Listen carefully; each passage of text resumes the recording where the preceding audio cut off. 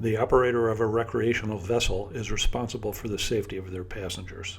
The information provided in this video is provided to assist, but not replace your obligation to know the rules and regulations specific to your vessel. It is your responsibility as the operator of your vessel to make sure you are knowledgeable and compliant on the current rules and requirements specific to your vessel. Good morning. We're joining you here today to give a little overview on boating safety. The first thing is it's the responsibility of the boat owner / captain to know the rules and regulations of being on the water, also knowing the safety requirements and equipment that's required for your particular boat. Part of boating safety is boating education. There's a couple good resources to learn more about boating and actually take boating safety classes. One is U.S. Coast Guard Auxiliary. They have 1 or 2 flotillas that actually work out of Station Wilmette Harbor for the U.S. Coast Guard. The auxiliary is the volunteer arm. They just focus on training and safety. They also, if you might be aware, do in-person vessel safety checks. So you can contact them. They will come on your boat and literally go through the regulation checklist to make sure your boat is in ship shape and regulatorily compliant.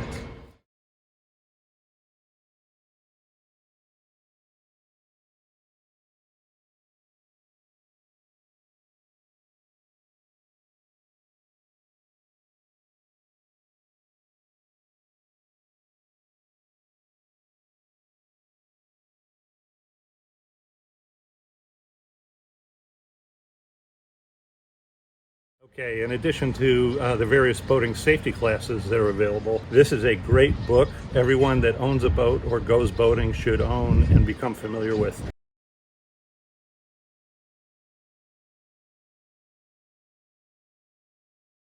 So as you can see on the table here, there's quite a bit of different safety equipment. We're going to review these key pieces. In addition to the boating safety equipment being there to help save lives and property, the Coast Guard will pull over boats and do a safety equipment inspection. Accordingly, it's a good idea to have all your equipment, or much of it, readily accessible, and one good way to do that is to have it in a dry bag, where most everything is within reach. One of the key things they will ask you for is the boat registration. It has to be current. You have to have the paperwork of the registration on your boat. So I recommend having a dry Ziploc bag like this to keep the registration paperwork in. I keep mine in a dry bag, so I always know where it is. When you have your boat registered and you have current registration, you also are required to have 2 things. You have the letters and numbers on each side of the bow on the boat, and again, through your boating education class or those websites which will provide you links to, it shows you how to properly display the numbers and letters. In addition to that, when you register the boat, you get a registration sticker from the Illinois Department of Natural Resources. That also is required to be on the sticker on the bow on each side of the boat.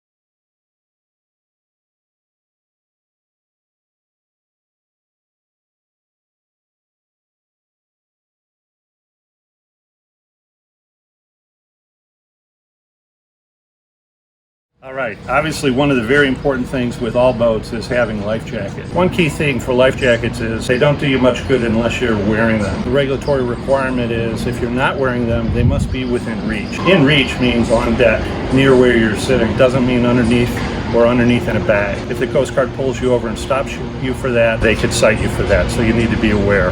But more importantly, it can save your life. Have it on. If it's not on, have it nearby. People that go fishing or go off in a little more extreme conditions, I would strongly encourage them to consider getting a life jacket that has pockets. Pockets, you can hold a flare, you can hold a mirror, you can smoke grenades, reflectors, strobe lights. So if you're in the back of the boat setting up your fishing line and you get knocked over, you've got stuff with you. Most boats, I believe it's over 16 feet, in addition to the life jacket, you are required to have a throwable flotation device.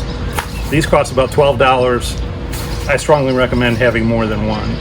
In addition to being available to throw into the water, which one other thing that you can use it for, if somebody jumps in the water, you can actually have this tied to a line on the boat, and it gives the swimmer something to hang on to, and it also helps keep the line above the water should they need to grab the line to get back into the boat or to get out of the way of another boat. Great thing to have, the safety throw rope. It clips on to a rail or such on the back of your boat. If someone's in trouble, you can unclip it, you grab this handle here, throw both the slack and the bag. You obviously don't let go of the rope, and it gives some leeway for the bag to go out. If you're coming into dock and you want to throw a line to somebody, or it's a towboat, any type of line you're throwing, aim to throw it over one of their shoulders. That way you're aiming higher, and you're probably going to throw a little stronger than just trying to throw them at their chest. It'll always fall short, fall in the water, maybe get fouled in the prow. One other key piece is a tow line. You might need it to have your boat towed. You might come upon another boat that needs assistance. Accordingly, it's a great idea to have a nice sturdy tow line. Having an eye on one end is a key. You throw that into the other boat, and then you can adjust and secure with the open end on the requirement to have on your boat is both day and night signaling devices. This is pretty basic. Handheld flare. You pop it, directions are on there, you hold it up, and this thing is bright and it will burn for a few minutes. Another type is a aerial flare. Now there's different levels of aerial flares. I strongly suggest on Lake Michigan that you go for what I would call the industrial flares, which are known as SOLAS flares. SOLAS stands for Safety of Life at Sea, which is what basically offshore racers and commercial vessels have on board.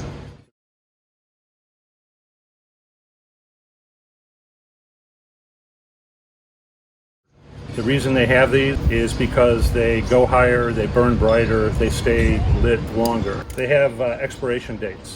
When you go to the West Marine or whatever store that your marine store you're in, look at these dates. You want to get the one that expires at the latest date so you get the most value out of it. But definitely make sure and the Coast Guard will check this, that your flares are current. If you have expired flares, again, they can write you a citation. I want to talk a little bit about visual signals can be used during the day. One key one is a floating orange smoke signal. You pop this thing off on a sunny day and people will be able to see you for miles and miles and miles.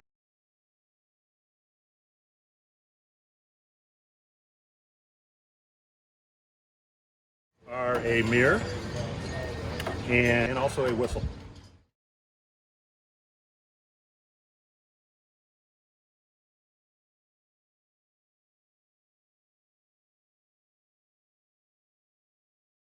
You're also required on board to have an audio signal device of some sort.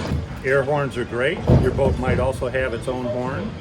Regardless, the requirement for this is basically the ability to blast for 4 seconds and be heard half a mile away. It's a great way to get the dinghy driver's attention to come get you off your boat. All right, another key piece of equipment is an electronic signal device. In addition to being a spotlight or a flashlight, this also has the ability of being a signal light that will flash, if you can see that, or also provide a SOS signal. And again, these are part of acceptable safety devices. You have to be careful of this if you're going into a dark harbor and you're using a spotlight. You have to be careful not to blind yourself with the bright light. This also comes, as many of them do, with a red lens that can actually help minimize night blindness. Next, we're going to talk about fire extinguishers. They are required on most boats, certainly those over 16 feet, and if your boat is much bigger, you might require 2 or other fire suppression devices. Again, it's up to you to know the rules and regs. In addition to having a fire extinguisher, you need to make sure you have the right kind of fire extinguisher. These are generally known as recreational fire extinguishers, which are designed to be used on flammable liquids like gasoline and also electrical wiring, etc. You always need to make sure at the beginning of every season that yours is fully charged. Nice gauge there. If it's not charged, buy yourself a new one. Do not go out on the water without a fully charged fire extinguisher. Again, this is one of the things the Coast Guard will absolutely look at if they do a boating safety check on you. How do you use these? You pull the pin, you grab it, you point at the base of the flame and go side to side. And again, would strongly encourage you to take one of the boating safety classes, and they get into details in a lot more granularity on the front. Also to have a first aid kit, not just to have one on board. The operator of the vessel needs to know where it is, how to use it. Optimally, others on the boat are also familiar not just with this, but with the other gear. Again, I keep this along with most of the other safety equipment in a dry bag. It's readily available. You always know where it is. If you have to go for this, you want to be able to get to it quickly. Having that set up helps you do that. So I attach a flashlight to it. Just in case, if it's at night, you want to be able to see what's going on. All right, let's talk about marine radios. Many boats have a built-in radio. Oftentimes that radio is down in the cabin. Having marine radios that are within reach when you're up on deck operating the boat. The key channels to use on this are going to be channel 16, which is for hailing in distress. You'll learn more about this during a boating safety class. The common channels to communicate are channel 09, 68, 69, 71, 72. Around Wilmette Harbor, 69 is a good one that most people are monitoring. The difference in between some of the radios, this one is a great West Marine radio. It floats, it's got basic functionality and scan. While this one is a little more complex, it has two other features. This actually has built-in GPS. If you actually have to hail the Coast Guard, they're going to tell you to put life jackets on. They're immediately going to ask how many people on board. They're also going to ask your location. With this radio, your location, the longitude and latitude GPS coordinates are right on the screen when you're talking on the radio. So that's really powerful. In addition, this has a service called digital selective calling. It also has an emergency distress button. If you flip up the lid on digital selective calling and you hit the button, that sends an electronic message to the Coast Guard who monitors this, and they know there's a boat in distress at your location. It uses GPS technology to do that. You also have to make sure you only use it when it's truly an emergency. One of the many key things as well that is helpful to have on board is a good pair of binoculars, because oftentimes you'll be in waters that maybe are not familiar. You're trying to find a harbor entrance. You're trying to locate how far you are from shore, and these can be a lifesaver. In addition to the skipper, it's a great idea to have other members of your crew to know how to operate the boat, how to use the safety equipment, in particular how to use a radio. If the skipper falls overboard or has a medical emergency, that's a big problem. So train your crew. One other thing with Coast Guard Auxiliary, if you go to their website, I think we'll have the link here for you, they have a thing called a virtual vessel inspection checklist. Look at it online, you can print it out, you can bring it down to your boat. Hopefully you have found this helpful. Myself, the seasoned boating veterans of the Wilmette Harbor Club will be happy to answer any questions. Thank you for your time.